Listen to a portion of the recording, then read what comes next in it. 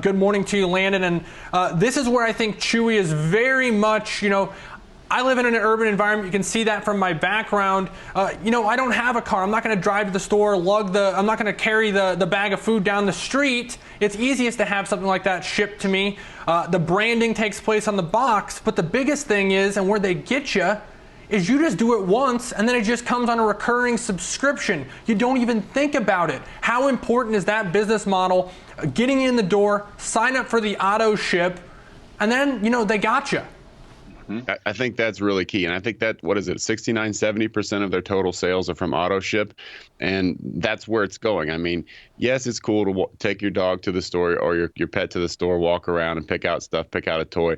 But you're not going to do that every single time. I mean, let's face it, generally speaking, people like convenience. You call it lazy or call it whatever you want. But once you get that first shipment, you're going to be hooked, because next time, maybe you forget about it and you're watching your dog food is getting a little bit low and then it shows up at your door. That's the kind of experience that's going to hook people in and keep them around. They have a very high retention rate. And I think that driving for that, moving the customer over to the Autoship is their whole purpose in their business. That's what they're going for. And I think it's obviously very smart. They've got a huge percentage of sales.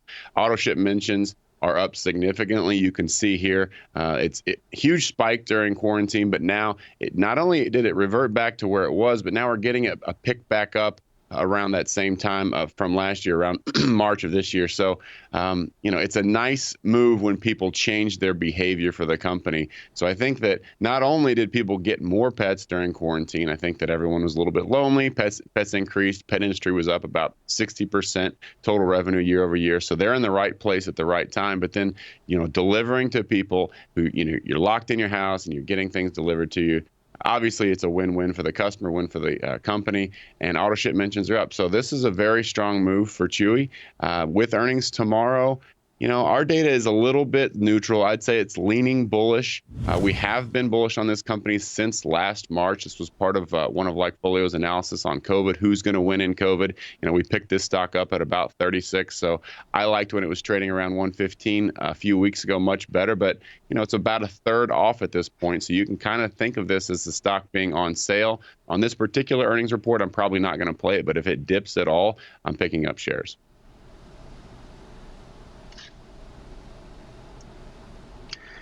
Hey, Landon, first question is, what kind of pet do you have? Are you a dog guy? Dog. You seem like a dog I'm a dog guy, yeah. Dog. So just a question for you on the chart you were showing about the mentions and the relative to the stock price. You see this a lot, right? And the stock skyrockets up so quickly as those mentions fall down. Do you have a sense of kind of how that plays out across sectors? I know we're talking Chewy specifically, but just thinking, is that stock price sustainable? Because so much of their marketing is the box itself, right? And if those mentions start to drop off, you guys see that translate into the stock being overvalued. And I get what you're saying. It's already come down kind of a third, but relative to those mentions, it seems like it's taken a huge shot up. It's almost a $2 billion revenue this quarter expectation. So do you see that kind of trailing off at some point, or is that lower mention okay now because they've kind of got saturation and kind of the penetration that you'd hope in that market? So I think that it's really important to look at the number of mentions, and it really depends on the type of company you're looking at. With Chewy, one of the big things that we see is, of course, purchase intent. People saying I'm signing up is very important, but really when you look at the total number of mentions across the company, that relates or that ties directly to retention and keeping that customer active. And what we're seeing is an increase year over year. I think it's about 5% year over year. However, that growth is slowing. So the retention is strong, and we know that customers are happy. They're about 79% happy, which for our data is extremely good.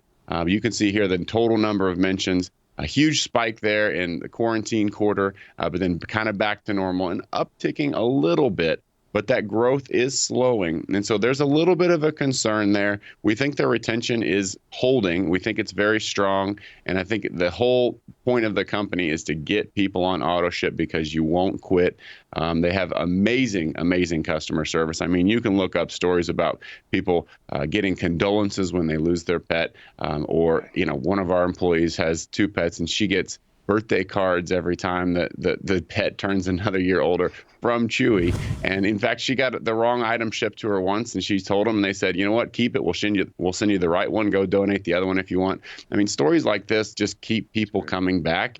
The convenience plus the customer service. So for us, the mentions are really important when it comes to customer retention. We believe that is the tie-in, and we see mentions as strong but a little bit slowing. So I think the price move down, 30 or 35% over the last 6 weeks is probably justified. And that's why we're kind of sitting on the sidelines here. Normally, if we have extremely strong data and the stock pulls back that much, we'd be firing.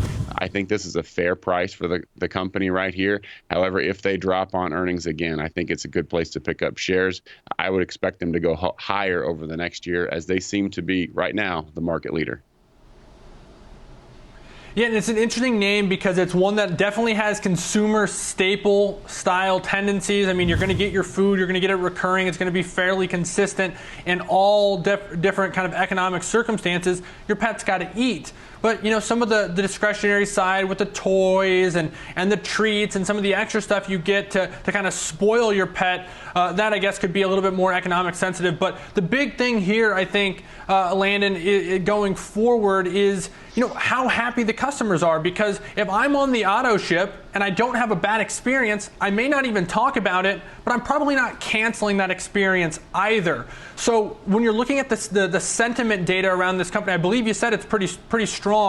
Is that the key metric when you're looking at a company like Chewy with the business model that it has?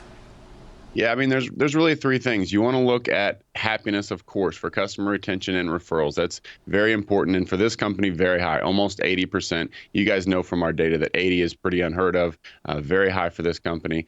Also, you want to look at people signing up for the service. We call that purchase intent. That seems to be pretty strong, not amazing, but pretty strong. And then finally, you want the trend to be going in the right direction. You want more people to be getting pets. You want people to be shipping things to their house, which is what COVID did. Lock people in their house. They're lonely. They buy pets. They're lazy, or they can't go to the store, so they ship things to themselves. I mean, that was a perfect storm for Chewy. It all worked out. Now it's just a matter of, is that trend continuing? So generally speaking, you pick up a pet in March of last year, you're going to have that pet for 5, 10, 15, hopefully 20 years.